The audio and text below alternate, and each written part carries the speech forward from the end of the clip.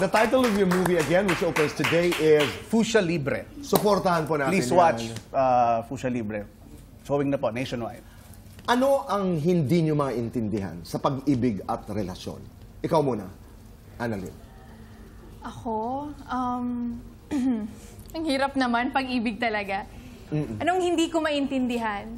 Bakit siguro mahal natin yung taong hindi naman karapat-dapat? Charot! Ay, nako, kaka-open up na May dito. bubog ito. Okay. Nako, masyadong malalim. So, ang kasagutan mo ay isang tanong. Yan ang hindi mo maintindihan. Relax ka lang. May pinagdadaanan ka ba? Wala naman. Wala naman. Okay, tanong lang. Okay lang ako, guys. Mukhang may pagdadaanan pala tama sa interview. Parang meron. Wala. Wala po dito. Okay, you're okay? Yes, I'm okay. Okay, sige. Pao, ikaw, pagdating sa pag-ibig at relasyon, what don't you understand? Dami.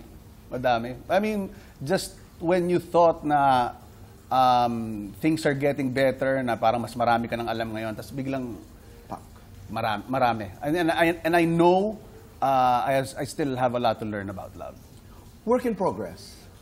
Di ba? And that's exciting. You're learning, you're searching, and you don't stop. Yes. You don't stop. You continue to learn and to search.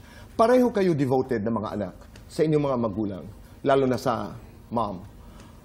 Anong klaseng puso meron kayo because of your mothers? Ikaw, Pao.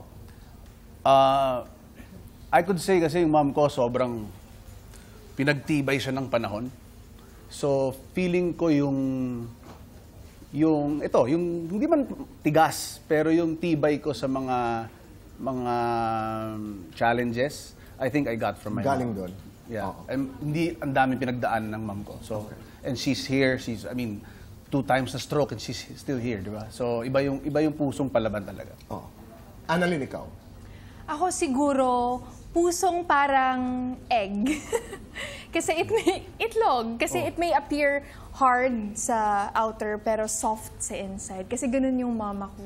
Mapagpatawad siya. She may act like she's tough, na kaya ko to, ganyan. Pero alam ko malambot lang talaga si mama. Ito parati ko itong tinatanong dahil katatapos pa lamang ng ating talk special, My Mother, My Story. Ito yun, yung kwento ng nanay, kwento ng anak, kwento ng nanay sa lente ng kanyang anak. Kasi may mga pagkakataon, without our knowing, without our being conscious about it, may mga ginagawa tayo dahil nakita natin sa pagmamahal sa ating mga ina. Pao, you're a brilliant actor. May role ka ba na hindi gagawin? Hindi ko alam. Hindi ko pa... Hindi mo alam. I haven't, siguro anything, I would like to do everything na at this stage of my life. I wanna make sure na lahat ng ginagawa ko pwedeng mapanood ng nanay ko, ng buong pamilya ko, nang hindi ako nahihiya. So, yun lang yung medyo, siguro, rule ko sa sarili ko.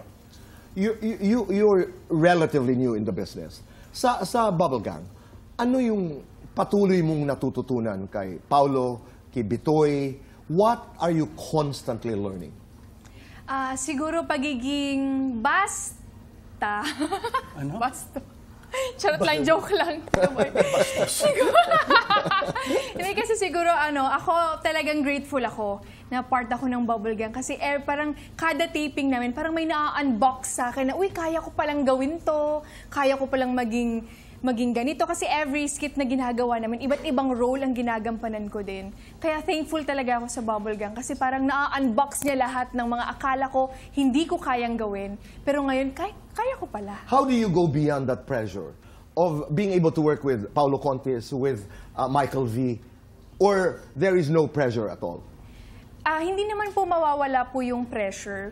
Pero siguro, one good thing about me is I'm willing to learn. Gusto ko talaga laging matuto. Gusto ko laging, dapat mas magaling ako kesa sa Annalyn last year. Laging ganun yung nasa isip ko. Gandang attitude yan. Yeah. Yung parang, you go to a certain place and then you make sure that you are a better version of who you were the last time you were there. Yeah. At saka kung i-attack mo yan from a show point of view, ang layo talaga ng mararating mo.